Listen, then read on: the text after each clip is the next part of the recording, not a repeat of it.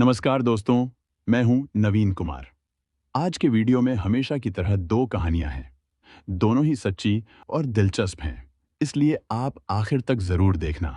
आज की पहली कहानी उत्तर प्रदेश के कानपुर की है। ये बात 2024 की है। कानपुर के गुजैनी मोहल्ले के बी ब्लॉक में एक किराए का मकान था, जिसमें सूरज अपने परिवार के साथ रहता था। सूरज की पत्नी मीनू और उनके दो बच्चे बेटा और बेटी साथ रहते थे और घर में हंसी खुशी का माहौल था। यह दो मंजिला मकान अरविंद पांडेय का था और इसमें पहले से ही दो और किराएदार रहते थे। एक दिन सूरज ने देखा कि कमरे के बाहर एक अजनबी आदमी घूम रहा है। वह मकान और कमरे को गौर से देख रहा था, जैसे कुछ तलाश रहा हो। सूरज को यह देखकर थोड़ी शंका हुई। उसने तुरंत उस आदमी से सीधे पूछा, भाई, क्या बात है? किसे ढूंढ रहे हो? उस आदमी ने अपना नाम बताया, चतुर सिंह। वह गमछे से पसीना पोंछते हुए बोला कि उसे एक किराए का कमरा चाहिए। कई दिन से वह ढूंढ रहा था, लेकिन कोई सही घर नहीं मिला। सूरज ने कहा, इस मकान के ग्राउंड फ्लोर पर एक कमरा खाली है, लेकिन मकान मालिक से बात करनी पड़ेगी। तुम एक दो दिन बाद आ जाओ। इसके बाद सूरज ने मकान मालिक अरविंद पांडे से बात की और चतुर सिंह के लिए कमरा किराए पर दिलवा दिया।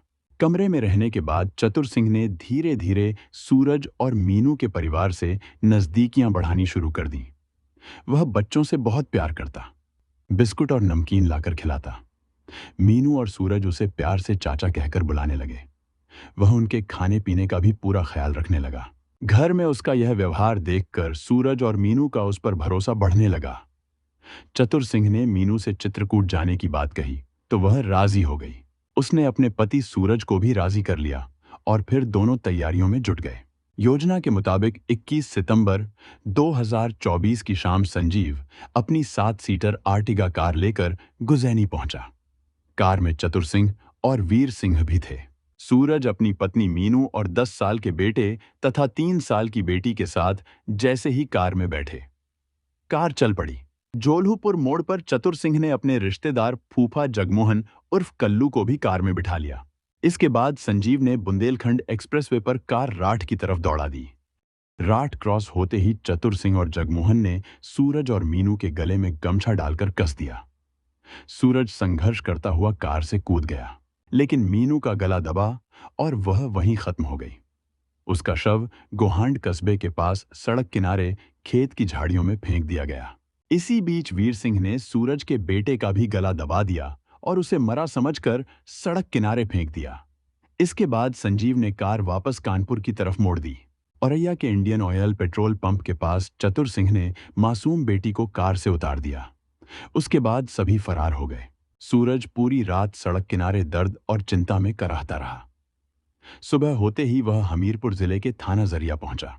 वहां एसएचओ भरत कुमार मौजूद थे। सूरज ने उन्हें सारी बात बताई और कहा कि उसे डर है कि इन बदमाशों ने उसकी पत्नी और बच्चों का अपहरण कर लिया है या शायद मार भी दिया है। उसने पुलिस से मदद मांगी और कहा कि रिपोर्ट दर्ज कर उसके परिवार की तलाश की जाए। मामला बड़ा और पेचीदा था, इसलिए एसएचओ भरत कुमार ने तुरंत जिले के पुलिस अधिकारियों को सूचना दी। खबर मिलते ही एसपी दीक्षा शर्मा थाना जरिया पहुंच गईं। उन्होंने सबसे पहले सूरज से पूछताछ की और फिर बीवी बच्चों की खोज के लिए एक पुलिस टीम बना दी। पुलिस टीम ने तुरंत जांच शुरू कर दी। जांच के दौरान टीम कानपुर टोल प्लाजा पहुंची और वहां के सीसीटीवी फुटेज खंगाले। फुटेज में सूरज ने कार पहचान ली। कार नंबर के आधार पर पुलिस टीम ने संजीव को कार सहित मंगलपुर से पकड़ लिया और थाना जरिया ले आई। पूछताछ में संजीव ने कहा कि उसका कोई कसूर नहीं है। वह डर गया था और जो लोग उसे बदमाश बता रहे थे वही काम वह कर रहा था। उसने बताया कि बदमाशों ने कार में बैठी महिला का गला दबा दिया और शव सड़क किनारे फेंक दिया। संजीव की निशानदेही पर पुलिस टीम ने मृतक महिला का शव गोहांड कस्बे से लगभग 100 मीटर दूर सीएचसी के पास खेत की झाड़ियों से बरामद कर लिया। सूरज ने शव देखा और तुरंत पहचान लिया कि यह उसकी पत्नी मीनू उर्फ अमन का ही है। पुलिस ने जरूरी कार्रवाई कर शव को पोस्टमार्टम हाउस भेज दिया। इसी बीच पुलिस टीम को डायल 112 से खबर मिली कि एक 10 साल का बच्चा सड़क किनारे बदहवास हालत में मिला है। उसके गले पर खरोंच के निशान भी हैं। पुलिस ने उसे थाना जरिया ले आई। थाने में बच्चा सूरज को देखकर सीधे उसके गले में लिपटकर रो पड़ा। सूरज भी रोने लगा। यह उसका बेटा था। सूरज को बेटा तो सही सलामत मिल गया, लेकिन मासूम बेटी का अब तक कोई पता नहीं चल पाया था। पुलिस ने कार ड्राइवर की बातों पर भरोसा कर लिया था, लेकिन सूचना छुपाने के जुर्म में उसे जेल भेज दिया और उसकी कार भी जब्त कर ली। दूसरी तरफ औरैया के इंडियन ऑयल पेट्रोल पंप के पास लोग मासूम बच्ची को रोते हुए देखकर पुलिस को खबर दे बैठे। पुलिस ने बच्ची से नाम पता पूछा, लेकिन वह कुछ नहीं बता सकी। तब पुलिस ने उसकी फोटो सोशल मीडिया पर डाल दी ताकि किसी को पहचान आए। जब सूरज ने यह फोटो देखी तो वह तुरंत औरैया पहुंचा। उसने पुलिस को पूरी घटना बताई और कहा कि यह बच्ची उसकी बेटी है। बेटी भी अपने पापा से लिपटकर रोने लगी। बेटी मिलने की खबर सूरज ने थाने को दे दी। दोनों बच्चों को सही सलामत पाकर सूरज ने थोड़ी राहत महसूस की। पुलिस टीम अब महिला के कातिलों को पकड़ने के लिए पूरी ताकत लगा दी। टीम ने कई संभावित जगहों पर छापेमारी की और कई संदिग्धों को पकड़ा, लेकिन कोई ठोस जानकारी नहीं मिली। तब पुलिस ने खबरियों का जाल बिछाया और सर्विलांस की मदद ली। 9 अक्टूबर 2024 की सुबह एक मुखबिर ने पुलिस को सूचना दी कि गोहांड तिराहे के पास 2 संदिग्ध खड़े हैं। पुलिस ने तुरंत दबिश दी और उन दोनों को पकड़ लिया। उन्हें थाना जरिया लाया गया। थाने में पूछताछ में एक ने अपना नाम धर्मेंद्र सिंह और दूसरे ने जगमोहन उर्फ कल्लू बताया। उन्होंने हत्या के पीछे की कहानी ऐसी बताई कि पुलिस वाले भी चौंक गए। कानपुर देहात जिले के अकबरपुर थाने के तहत एक गांव है, खलीलपुर बाराजोर। इसी गांव में फूल सिंह यादव रहते थे। घर में उनकी पत्नी लौंगश्री, 5 बेटियां और एक बेटा धर्मेंद्र सिंह यादव था। फूल सिंह के पास थोड़ी सी जमीन थी, जिससे जो भी फसल होती उसी से वो पूरे बड़े परिवार का खर्च चलाते थे। हमेशा पैसों की तंगी रहती थी, जैसे तैसे गुजारा चलता था। फूल सिंह की तीसरी बेटी का नाम मीनू था, जिसे लोग अमन भी कहते थे। वो अपनी बहनों से थोड़ी ज्यादा सुंदर थी। मीनू हंसमुख और शरारती स्वभाव की लड़की थी। पढ़ाई लिखाई में उसका मन ज्यादा नहीं लगता था। उसे तो सजने संवरने का ही शौक था। जैसे तैसे उसने अकबरपुर इंटर कॉलेज से हाई स्कूल पास किया। इसके बाद पढ़ाई छोड़ दी और माँ के साथ घर के कामों में हाथ बंटाने लगी। उसके माँ बाप भी उसे आगे पढ़ाना नहीं चाहते थे। गरीब आदमी के लिए उसकी इज्जत ही सबसे बड़ा खजाना होती है। यही वजह थी कि फूल सिंह यादव अपनी बेटी का शादी कम उम्र में ही कर देना चाहता था। उसने इसके लिए काफी कोशिशें भी शुरू कर दी। इधर उधर रिश्ते तलाशने के बाद उसे एक लड़का पसंद आ गया। नाम था लल्लू सिंह। लल्लू सिंह के पिता राजेंद्र सिंह कानपुर देहात के कथरी गांव में रहते थे। घर में उनकी पत्नी राजरानी, 2 बेटियां और 2 बेटे थे। बेटियों की शादी पहले ही हो चुकी थी। बड़ा बेटा लल्लू सिंह फायर पुलिस में फायरमैन था और उस समय उसकी पोस्टिंग जालौन के उरई में थी। फूल सिंह ने जब लल्लू सिंह को देखा तो उसका मन कुछ खट्टा सा हो गया। वजह भी साफ थी। लड़के का रंग सांवला था और उम्र भी मीनू से लगभग दुगुनी थी। लेकिन गरीबी ने फूल सिंह को मजबूर कर दिया। उसने मन ही मन सोचा, उम्र ही तो ज्यादा है, बाकी तो सब ठीक है। सरकारी नौकरी करता है, पक्का मकान है, जमीन जायदाद है, बेटी तो ऐश करेगी। कई दिनों तक फूल सिंह इसी सोच में उलझा रहा। फिर उसने पत्नी और बड़े बेटे धर्मेंद्र से भी राय ली। जब सबकी सहमति बन गई तो रिश्ता पक्का कर दिया गया। इसके बाद फरवरी 2002 में बसंत पंचमी के दिन मीनू उर्फ अमन की शादी लल्लू सिंह से कर दी गई। शादी के बाद मीनू लल्लू सिंह की दुल्हन बनकर ससुराल चली गई। मुंह दिखाई में जिस किसी ने भी उसे देखा, सब उसकी खूबसूरती की तारीफ किए बिना नहीं रह पाए। सुहागरात को जब लल्लू सिंह ने घूंघट उठाया तो वो अपनी पत्नी को देखता ही रह गया। इतनी खूबसूरत पत्नी पाकर उसका मन खुशी से भर गया। दूसरी ओर जब मीनू ने पति को देखा तो वह चिंता में डूब गई। बदसूरत और अपनी उम्र से दोगुनी उम्र के पति को पाकर वह अपने भाग्य को कोसने लगी। न चाहते हुए भी मीनू अपने पति के साथ रहने लगी। लल्लू सिंह पूरी कोशिश करता कि मीनू खुश रहे, उसकी हर मांग पूरी करता, लेकिन मीनू फिर भी खुश नहीं थी। वह हमेशा उदास और खोई खोई सी रहती थी। मीनू और लल्लू सिंह की शादी की शुरुआत ही नफरत और खटास से हुई थी। धीरे धीरे यह नफरत और बढ़ने लगी। लल्लू सिंह फायर डिपार्टमेंट में सिपाही था। उसे बहुत कम छुट्टी मिलती थी। जब भी छुट्टी पर घर आता और मीनू से शारीरिक संबंध बनाने को कहता तो मीनू साथ नहीं देती। वह उसे ताने मारती, कहती, तुम में मर्दानगी ही नहीं है। ऐसे ताने सुनकर उसका दिल ही दुख जाता था। पत्नी की बातें सुनकर वह भी गुस्से में आ जाता। दोनों के बीच अक्सर झगड़े होते। कई बार वह जबरदस्ती मीनू से संबंध भी बनाता। छुट्टी खत्म होते ही वह फिर चला जाता। मीनू की सास दोनों के झगड़ों के बीच कम ही दखल देती थी। वह बहू को समझाती भी थी। इस तरह 3 साल से ज्यादा समय गुजर गया, लेकिन मीनू की जिंदगी बोरिंग ही रही। वह अपनी हालत का दोष अपने पति लल्लू सिंह को देती रहती थी। वहीं लल्लू सिंह मीनू में कमी बताता। इन बातों को लेकर दोनों के बीच अक्सर जोरदार झगड़े होते रहते। मीनू कभी कभी नाराज होकर मायके चली जाती, लेकिन तब वापस आती जब लल्लू सिंह उसे मनाने के लिए उसके पीछे पीछे जाता।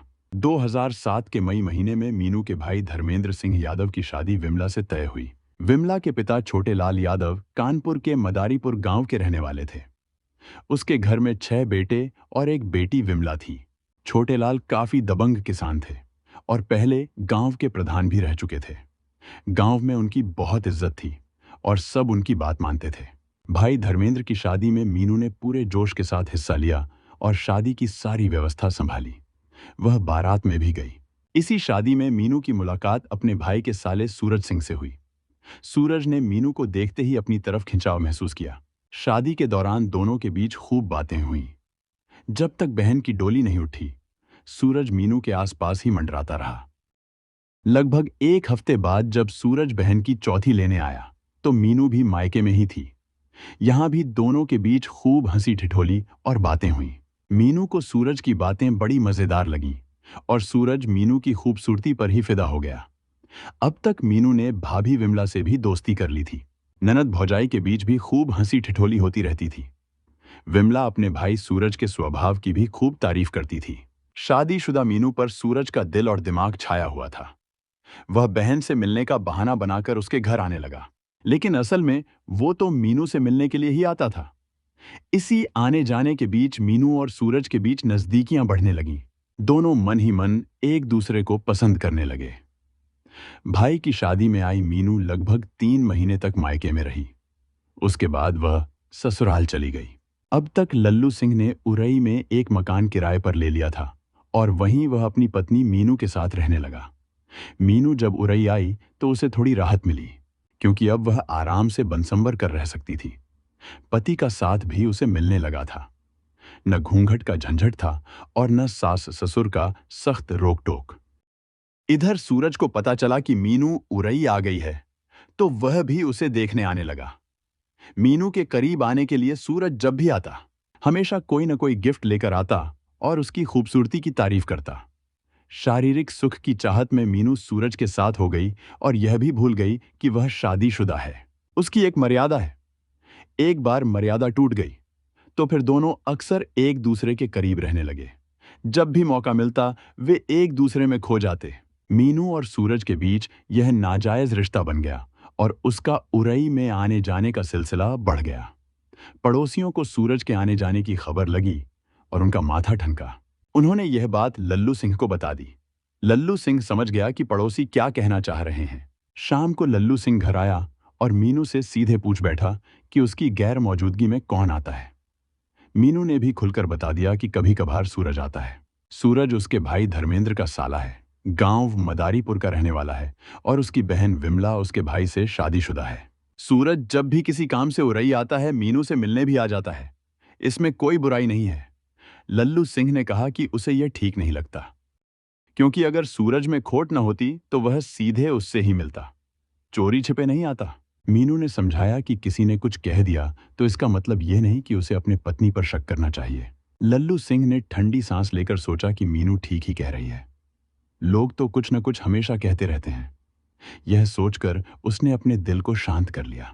मीनू ने भले ही पति की शक की बात पर झूठ मूठ पर्दा डालकर मामला रोक दिया था, लेकिन उसके और सूरज को लेकर पड़ोस में चर्चाएं अब भी बंद नहीं हुई थीं।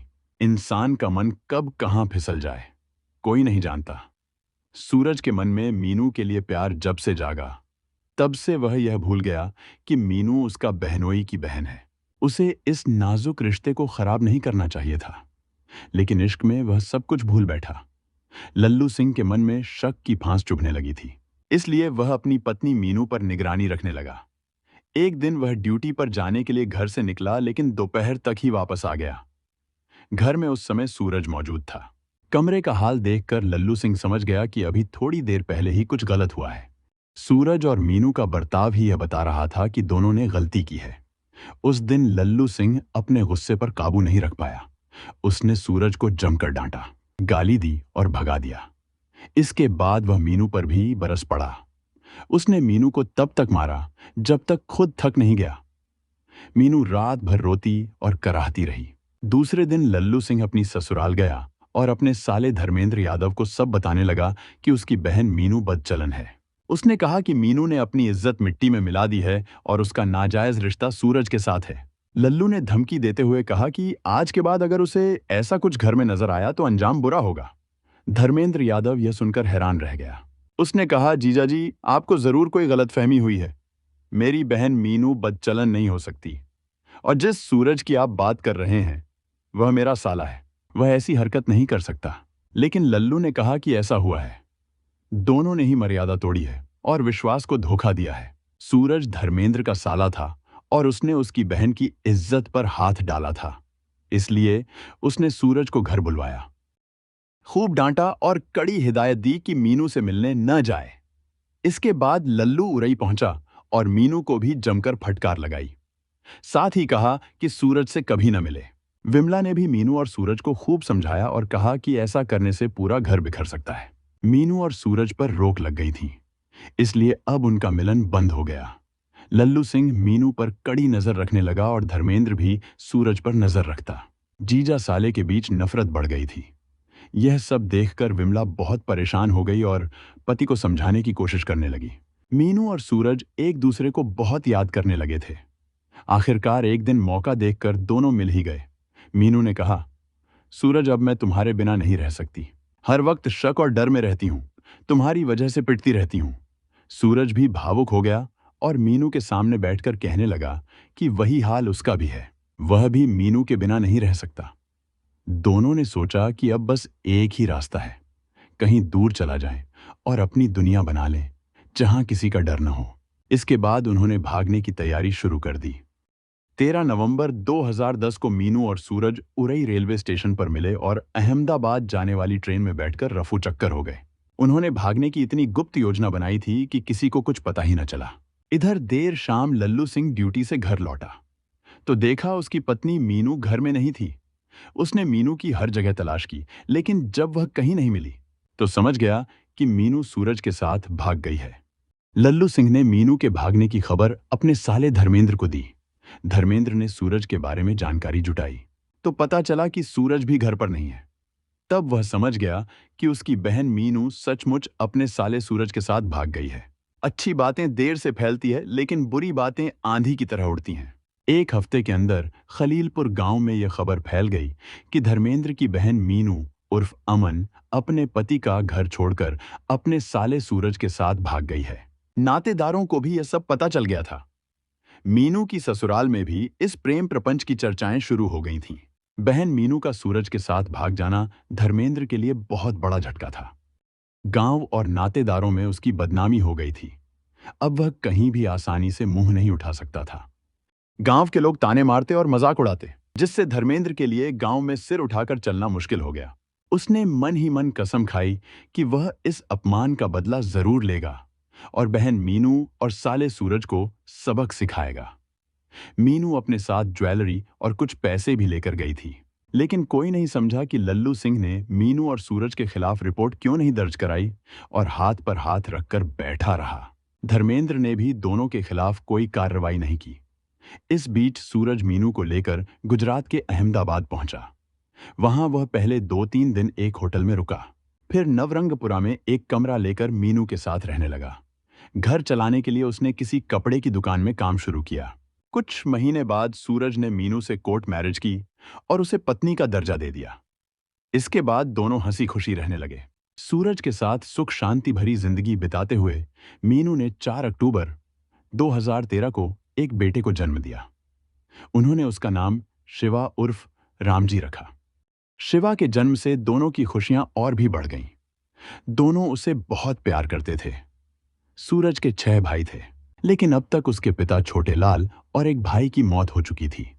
वह अपने घर वालों से दूर जरूर था, लेकिन मोबाइल फोन के जरिए भाइयों के संपर्क में रहता था। उसने मीनू से शादी करने और बेटे शिवा के जन्म की खबर घर वालों को दे दी थी। लेकिन मीनू न तो अपने भाई धर्मेंद्र से संपर्क में थी और न ही पूर्व पति लल्लू सिंह से। अहमदाबाद महंगा शहर था। शिवा के जन्म के बाद खर्च भी बढ़ गए थे। इसलिए सूरज ने अपने घर लौटने का फैसला किया। मार्च 2016 में वह अपनी पत्नी मीनू और मासूम बेटे के साथ गांव मदारीपुर लौट आया। कुछ महीने गांव में बिताने के बाद सूरज नौकरी की तलाश में कानपुर शहर चला गया। कुछ दिन भटकने के बाद सूरज को दादानगर में एक जूता फैक्ट्री में नौकरी मिल गई। नौकरी लगते ही उसने गुजैनी मोहल्ले के बी ब्लॉक में एक कमरा किराए पर ले लिया। कमरा लेने के बाद सूरज अपनी पत्नी मीनू और बेटे को भी ले आया। नौकरी और घर की मदद के साथ वह अब हंसी खुशी से अपनी जिंदगी जीने लगा। इधर धर्मेंद्र सिंह यादव को अपनी पत्नी विमला के जरिए पता चला कि सूरज और मीनू वापस आ गए हैं, शादी कर ली है और उनका एक बच्चा भी है। यह जानकर धर्मेंद्र को बहुत बुरा लगा। धर्मेंद्र मन ही मन सोचने लगा कि मीनू जब भाग ही गई थी तो अब वापस क्यों आ गई। उसे लगता था कि मीनू को अपने पुराने जख्म कुरेदने वापस नहीं आना चाहिए था। अंदर ही अंदर धर्मेंद्र सुलग उठा, लेकिन उसने अपने गुस्से को काबू में रखा और सूरज मीनू से कोई संपर्क नहीं किया। समय बीतता गया। पहले धर्मेंद्र पेट्रोल पंप पर काम करता था और कमाई मामूली थी। अब वह प्रॉपर्टी का काम करने लगा और लाखों रुपए कमाने लगा। उसकी आर्थिक स्थिति अब बहुत मजबूत हो गई थी। उसने माती और अकबरपुर कस्बे में कई प्लॉट खरीद लिए और तहसील में उसका बहुत दबदबा हो गया था। कभी कभी वह प्लॉट की लिखा पढ़ी में हेरफेर भी करता था। सूरज और मीनू गुजैनी में कई साल से रह रहे थे। अब उनका डर खत्म हो गया था। बेटा बड़ा हो गया था, स्कूल जाने लगा था और मीनू उसे बहुत प्यार करती थी। दोनों उसका जन्मदिन बड़े धूमधाम से मनाते और पड़ोसी मकान वाले सबको बुलाकर दावत भी देते। मीनू का तरीका सबको भाता था। सब उसकी तारीफ करते थे। फिर साल 2020 के जून में मीनू ने बेटी को जन्म दिया। बेटी के आने से खुशियां और बढ़ गईं। बेटी थोड़ी बड़ी हुई तो मीनू मायके जाना भी शुरू कर दिया और पूरे गांव में उसके प्रेम प्रपंच और भागने की चर्चाएं फैल गईं। पुराने जख्म फिर से खुल गए थे और धर्मेंद्र अंदर से उबलने लगा। गांव में उसकी बदनामी दोबारा होने लगी। एक दिन तो बात इतनी बढ़ गई कि उसके एक दोस्त ने उसे डांटते हुए कहा, धर्मेंद्र तू कैसा मर्द है, तूने यदुवंशियों की नाक कटवा दी। अगर मेरी बहन ऐसी ही भागकर वापस आती तो मैं दोनों को ऐसा सबक सिखाता कि वे ताउम्र नहीं भुला पाते। ये बात धर्मेंद्र के दिमाग पर चढ़ गई। धर्मेंद्र पहले ही कसम खा चुका था कि वह मीनू और उसके प्रेमी सूरज को सबक सिखाएगा। अब सुनते सुनते उसकी ठान और पक्की हो गई। इस बार उसने सोचा, बेइज्जती का बदला लेना है तो पूरा हिसाब बराबर करना होगा। सूरज के पूरे परिवार को खत्म कर डालना चाहिए। इसके लिए उसने किसी सुपारी किलर की खोज शुरू कर दी। कुछ समय बाद वह चतुर सिंह और वीर सिंह तक पहुंच गया। दोनों हाल ही में जेल से निकले थे। चतुर सिंह सिकंदरा का रहने वाला था और वीर सिंह किशनपुर गांव का वीर चतुर का सारहू था। दोनों गिने चुने हार्ड क्रिमिनल थे। धर्मेंद्र ने इन्हीं का सहारा लेने का फैसला कर लिया। एक शाम धर्मेंद्र मिला चतुर सिंह और वीर सिंह से। उसने सब कुछ खुलकर बता दिया, बहन मीनू और उसके घरवाले मिटा देने की बात। चतुर सिंह ने थोड़ी सोच विचार के बाद सुपारी लेने को हाँ कर दी। धर्मेंद्र ने कुल 10 लाख रुपए की बात की और पहले 3 लाख एडवांस भी दे दिए। बाकी पैसे काम पूरा होने के बाद देने का वादा कर लिया। फिर चतुर सिंह ने अपने साढ़ू वीर सिंह के साथ अपने फूफा जगमोहन उर्फ कल्लू और कार ड्राइवर संजीव को भी इस योजना में जोड़ लिया। जगमोहन महकापुर गांव का रहने वाला था और संजीव मंगलपुर कस्बे का वही जो अपनी निजी कार शादी ब्याह और धार्मिक ठिकानों पर चला ले जाता था। अपनी योजना को अंजाम देने के लिए चतुर सिंह ने सबसे पहले पता लगाया कि मीनू अपने पति सूरज और बच्चों के साथ गुजैनी में कहाँ रहती है। चतुर सिंह ने उसी के पास पड़ोस में किराए का कमरा ले लिया ताकि वह उनके परिवार के करीब आ सके। इसमें वह कामयाब भी हो गया। धर्मेंद्र यादव ने पूछताछ में बताया कि मीनू की बदचलनी की वजह से उसकी पहले ही गांव में बदनामी हो रही थी और ऊपर से मीनू मायके की प्रॉपर्टी में हिस्सा भी मांग रही थी। इसी वजह से धर्मेंद्र ने मीनू, सूरज और उनके बच्चों को खत्म करने का फैसला किया और 10 लाख की सुपारी दे दी। एसएचओ भरत कुमार ने इस पारिवारिक अपराध और प्रेम प्रसंग के पीछे की सच्चाई एसपी दीक्षा शर्मा को बताई। उन्होंने तुरंत पुलिस सभागार में प्रेस वार्ता करके हत्या का खुलासा किया। चूंकि दोनों आरोपियों ने जुर्म कबूल कर लिया था, पुलिस ने मृतका मीनू के पति सूरज की तरफ से बीएनएस की धारा के तहत चतुर सिंह, वीर सिंह, जगमोहन, धर्मेंद्र सिंह यादव और संजीव के खिलाफ रिपोर्ट दर्ज कर ली। धर्मेंद्र और जगमोहन को भी विधि सम्मत गिरफ्तार कर लिया गया। और आज की दूसरी कहानी महाराष्ट्र के लातूर की है। ये बात 2025 की है। 6 सितंबर 2025 की सुबह 8 बजे से पहले की बात है। उदगीर से कुछ ही दूरी पर उदगीर नेत्रगांव रोड पर लोगों को एक 45 साल के व्यक्ति का शव दिखाई दिया। लाश अर्धनग्न हालत में पड़ी हुई थी। अचानक सड़क किनारे शव देखकर लोग दंग रह गए। सुबह सुबह ही उन्होंने तुरंत उदगीर ग्रामीण पुलिस स्टेशन को इसकी सूचना दी। वरिष्ठ पुलिस निरीक्षक राजकुमार पुजारी को जैसे ही खबर मिली, बिना देर किए घटनास्थल की ओर रवाना हुए। उनके साथ पुलिस उप निरीक्षक परशुराम देवक्ते, बीएल देवकर, महिला उप निरीक्षक सावित्रा रायफले भी थे। साथ ही अपराध शाखा के पुलिस भी पहुंच गए। लाश जिस हालत में मिली थी, उसे देखकर पुलिस को पहले शक हुआ कि मामला कहीं अनैतिक संबंधों से तो जुड़ा नहीं। लेकिन असली सवाल इससे भी बड़े थे। आखिर मरा हुआ व्यक्ति कौन था? उसका शव इस जगह क्यों लाकर डाला गया? और उसे यहां किसने छोड़ा? पुलिस के सामने सबसे पहले यही चुनौती थी कि इस मृतदेह की पहचान कैसे की जाए। पंचनामा करते समय अनुभवी पुलिसकर्मियों की पैनी नजर एक खास बात पर गई। मृतक के एक पैर पर घसटने के निशान थे। इसका मतलब साफ था कि हत्या कहीं और की गई थी और लाश को खींचकर यहां लाकर फेंका गया था। इधर घटनास्थल पर भीड़ जमा होने लगी थी। लोग तरह तरह के अंदाजे लगा रहे थे। किसी को शक था कि मामला रंजिश का है, तो कोई कह रहा था कि यह अवैध संबंधों की वजह से हुआ होगा। पुलिस भीड़ में घुल मिलकर बातचीत करने लगी ताकि कुछ ठोस जानकारी मिल सके। तभी चर्चा के दौरान एक अहम बात सामने आई।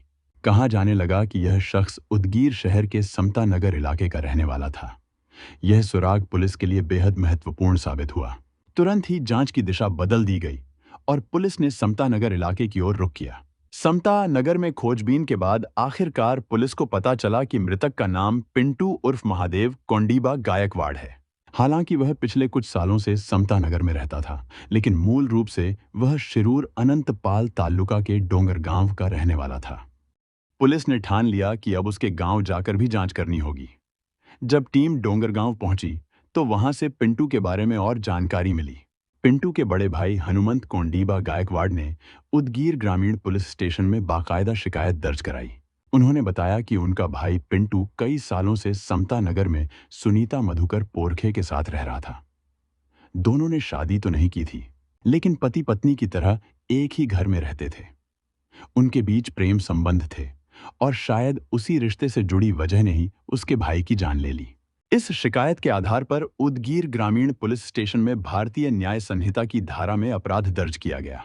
इस केस की जांच की जिम्मेदारी पीएसआई परशुराम देवक्ते को सौंपी गई, लेकिन वरिष्ठ निरीक्षक राजकुमार पुजारी ने एहतियातन पीएसआई बीएल देवकर और महिला पीएसआई सावित्रा रायफले को अपराध शाखा की टीम के साथ समानांतर जांच करने का आदेश दिया। इसके बाद पुलिस की नजर सीधे सुनीता पर गई। पथक ने उससे पूछताछ शुरू की, लेकिन सुनीता बार बार बचने की कोशिश कर रही थी। वह साफ साफ कुछ भी बताने को तैयार नहीं थी, जैसे सारा मामला गहरे राज में छिपा हो। जब सुनीता सीधे जवाब नहीं दे रही थी, तब पुलिस ने अलग अलग तरीकों से पूछताछ शुरू की। पहले तो उसने कहा कि रात में झगड़ा हुआ और पिंटू उर्फ महादेव कहीं बाहर चला गया। फिर बयान बदलकर बताया कि झगड़े के बाद पिंटू मारपीट करने लगा, इसलिए वह और बाकी लोग घर से निकलकर रेलवे स्टेशन पर सोने चले गए। लेकिन जब पुलिस ने घर के अन्य लोगों से भी पूछताछ की तो हर किसी का बयान अलग अलग निकला। यह विरोधाभास देखकर पुलिस ने थोड़ी सख्ती दिखाई। तब जाकर सुनीता मधुकर पोरखे ने सच उगल दिया। समता नगर की गलियों में एक नाम अक्सर चर्चा में रहता था, सुनीता मधुकर पोरखे। वह अपने बेटे और बेटी के साथ वहीं रहती थी, लेकिन उसके बारे में मोहल्ले में लोगों की राय ज्यादा अच्छी नहीं थी। कहते थे सुनीता बिंदास है, किसी बंधन को नहीं मानती, अपनी ही मर्जी से जीती है। युवावस्था में ही उसने समाज की मर्यादाएं तोड़ दी थीं। रूप रंग से वह अलग ही दिखती थी और उसे इस बात पर गर्व भी था। कई पुरुषों की नजरें अक्सर उस पर टिक जाया करती और शायद इसी वजह से उसके दिल में हमेशा यही चाह रहती कि उसके जीवन में वही पुरुष हो जो उसके मन को भाए। पहला प्यार गांव में ही हुआ। उसने अपने प्रेमी के साथ घर बसाया। जिंदगी हंसी खुशी गुजरने लगी। एक बेटे का जन्म हुआ, लेकिन वह बच्चा अपंग निकला। किसी और औरत के लिए यह गहरी चोट होती। मगर सुनीता ने हार नहीं मानी। उसने बेटे को संभालते हुए जीवन की गाड़ी चलाना जारी रखा। लेकिन जैसे जैसे समय बीता, रिश्ते की चमक फीकी पड़ने लगी। प्यार की जगह दूरियां बढ़ने लगी। और फिर एक दिन सुनीता ने उस रिश्ते को पीछे छोड़ दिया। अब वह अकेली थी, लेकिन गोद में बच्चा था। समय बीतता गया। सुनीता छोटे मोटे काम करके अपना और अपने बच्चे का गुजारा करने लगी। तभी उसकी जिंदगी में एक और आदमी आया। उसने उसे भरोसा दिया, सहारा दिया।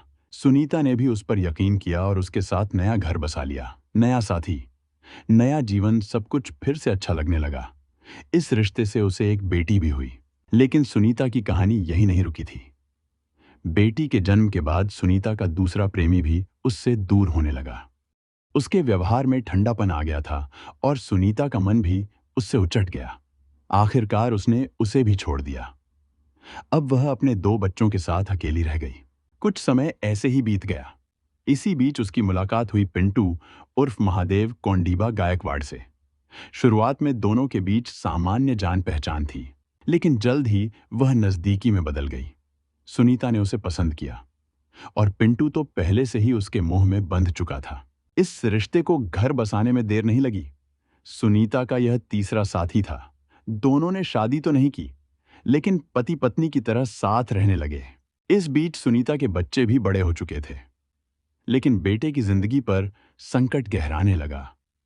उसे गैंग्रीन जैसी बीमारी हो गई थी।